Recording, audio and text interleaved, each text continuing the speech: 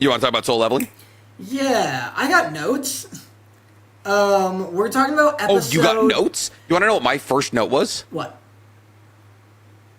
So we're talking about what? Episode 19 and 20, right? Yeah, yep. My first note was, damn, I hate actors too.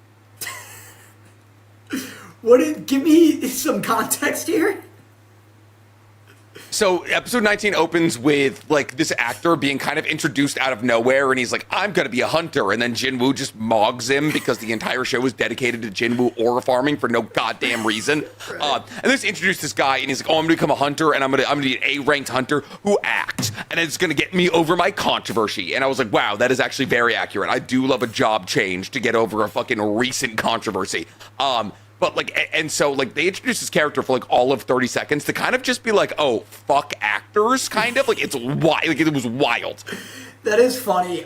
Speaking of you being like, it's just Jinwoo aura farming for some reason, I've been seeing so many videos. I haven't watched them, but I've seen like the titles and thumbnails. So many people being like, solo leveling, why it just works. Or like, I've seen people be like, why the power fantasy genre sucks, and then the thumbnail is like, except you solo leveling, and it's like, I don't know if I've ever agreed with the sentiment so hard in that solo leveling just works, and I have no further evidence. I'm sure the videos have evidence, but like, it just works is a great tagline for solo leveling. Because the power like fantasy genre does fucking suck. Like it does genuinely suck. I think it's the inherent, the fact that it's very well it's very well voice acted. It looks good. Yeah. And also Jinwoo's not a fucking weirdo. Like that, I think that's the biggest thing. Yeah, that helps the power fantasy genre always comes with an MC who's just a fucking weirdo. Yeah. And I think Jinwoo is like written by, like, it's usually just like an incel's wet dream is what I call the power fantasy genre. I'm talking about reincarnated as a demon king. I'm talking about I don't know, any of those honest, boldy gold fucking, Sword Art Online is kind of but like, he's not, the thing is, like, Sword Art Online doesn't necessarily fall into, like, incel power, like, because, like, Kirito isn't unpopular in the real world. Like, Kirito isn't like, oh, people aren't like, oh, boo, Kirito. Like, he's just kind of like, he just, like, likes video games. Right. Like, that's his whole thing. But, like, the power fantasy genre does suck ass, but like the inherent kind of silliness of solo leveling mixed with the fact that it looks really good and the fact that Jinwoo is like inherently kind of likable is, I think, why like this one works. Jinwoo being a legitimately cool guy does so much for him, because it's like, that's why I bring up Sword Art Online. It's because Kirito is like, you know, he's doing his whole like, I'm not a beta tester or a cheater, I'm a beater, and like just doing stuff where he's like asterisk, like, you know, nothing personal kid levels of cool, which is to say not actually cool. Yeah, like, and Jinwoo's just, fedora, he's like tipping his fedora kind of cool. Yeah, but Jinwoo is just like a chill guy doing his own thing, and people will be like, oh, whole show is just people being like, Jinwoo, a moment, and he goes, no, and then leaves, and it's like, alright, like, he's just got his own motivations, he's just doing his own shit, like, and he's not a dick about it, he's just like, I'm doing my own thing, I don't really have the time, but I'm not gonna be, like, rude about it. He doesn't fuck anybody over. Like, he doesn't, like, he's not, like, trying to, like, like, there's no real, like, romance. There's not, like, he doesn't have, like, some fucking slave that he purchased and then eventually romances, like, in Shield Hero. Like, it's just, like, he has no bad intentions, really. He's just trying to save his mother. Like, it's a very pure-hearted intention, a pure story, that falls into a very silly, very tropey power fantasy genre. But, like, that's not even, like, that's not the worst part about it. I have a note that says, so at one point he's trying to buy daggers. He's trying to buy stuff at a store. And the guy goes, if you can shatter this glass, you can have the items for free. And I just wrote, I like your style, old man. And like, I love that store policy. I wrote, what kind of deal is break our shit? I love that store policy. There used to be this thing going around on TikTok, which was like, it was a bulletproof glass like advertising scheme. Yeah. They put $1 million inside of a bullet, and they're like, if you can break this glass, you can get the $1 million. And it was like people like punching it, like trying to get like sticks to break into it, all that. I do love the idea of him just fucking robbing them blind, and he'd be like, I'm ruined. That glass was so expensive, and I'm ruined. I love a store being like, yeah, this is $40, or you can challenge me in something of your choosing. Like, I don't need a barter system to come back, but I want like a challenge of strength, wit, or skill system in our economy where I can go to Walmart and be like, hey, how much is that TV? And they're like, $2,000. I'm like, $2,000? They're like, yeah, it's $2,000, or if you can follow these seashells, you can have it for free. Like, that would be great, except for the fact that you are the worst rock paper scissors player I've ever interacted with. So I don't think you want to be taking these games of chance. Not in 4-way rock paper scissors. I'm not. The more appendages we get, the better I get. Unfortunately, taking your shoes and socks off inside of a Walmart to challenge an employee to a toe-based game may not exactly get you the TV you want, friend. And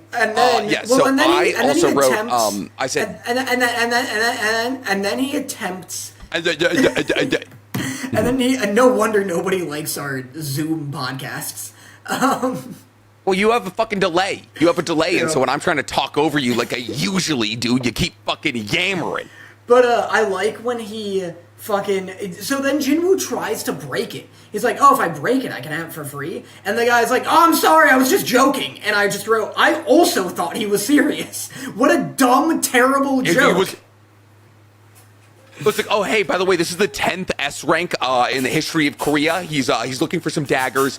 Maybe the strongest guy we've ever interacted with. How about I'm going to give the most deadpan delivery of a joke in the history of like the world about like, oh, hey, how about you destroy our most valuable resource to steal us, like to rob us fucking blind? Yeah.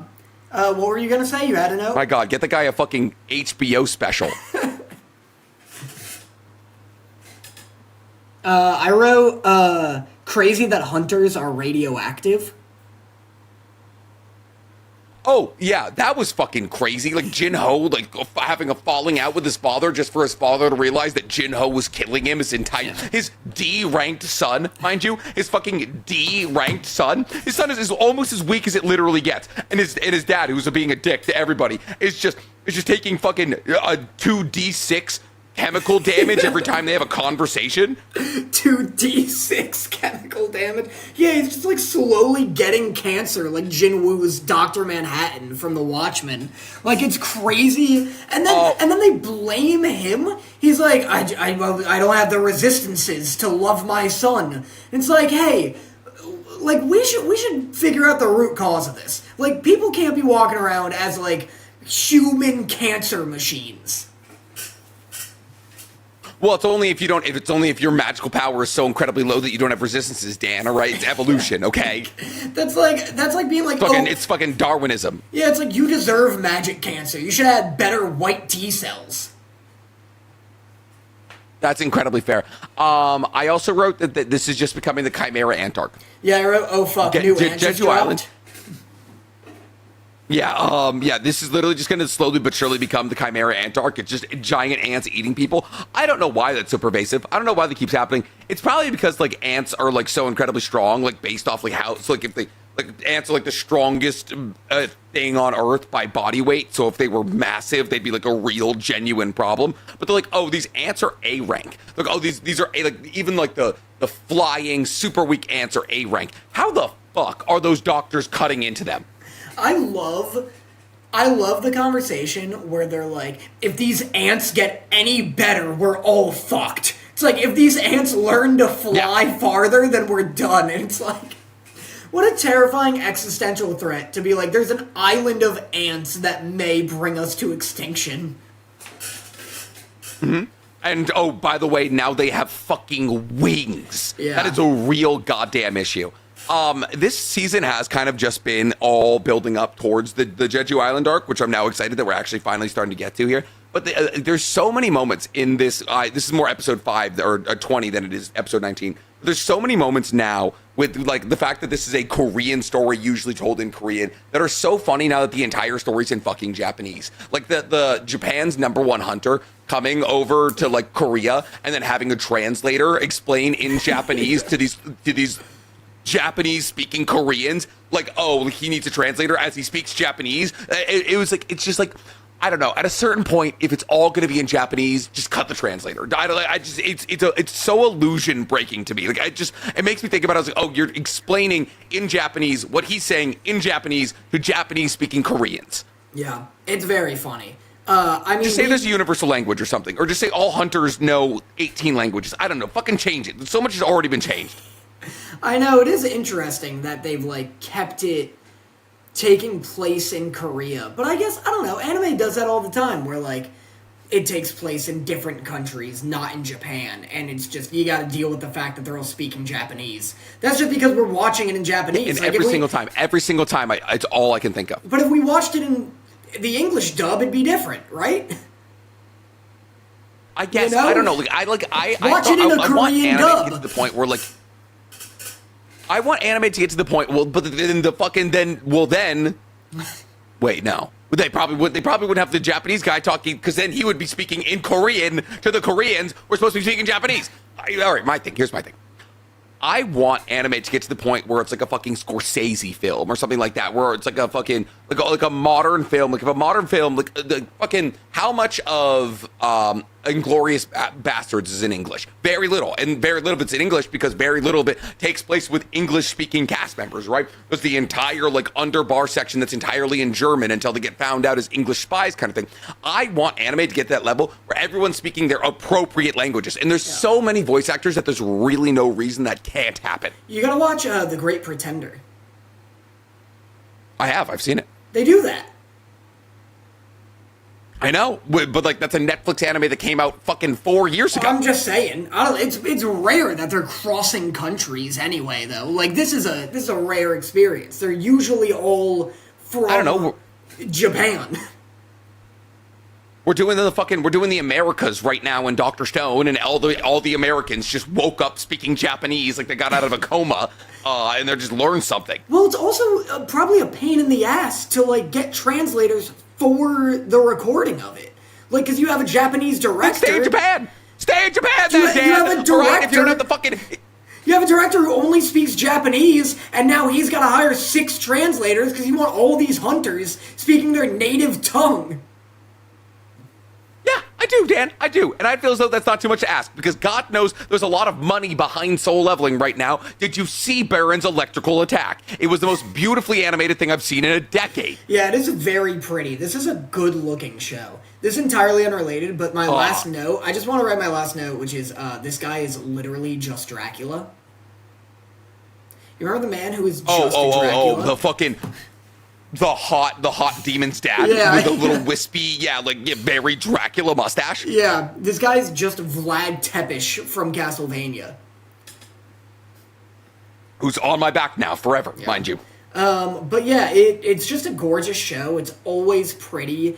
It's interesting because last time we had the pod, I said anytime there isn't a fight, I'm bored. Episode 19 kind of kept my attention with the shop thing. I really liked seeing him like sell and buy stuff. That was really fun.